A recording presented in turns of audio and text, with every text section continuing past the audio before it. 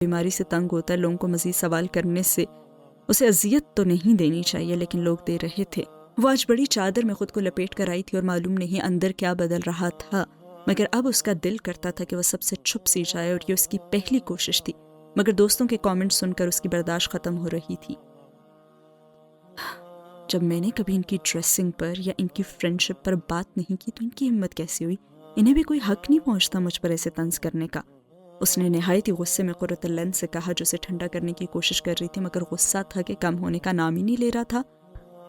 اچھا نا چھوڑو، دیکھو تم نے تو اللہ کے لیے خود کو ڈھانپا ہے نا، اب اللہ کے لیے اگنور بھی کرو میری جان۔ اس نے فاطمہ کے نرم گلابی ہاتھوں کو اپنے ہاتھوں میں لے کر نرمی سے دباتے ہوئے کہا،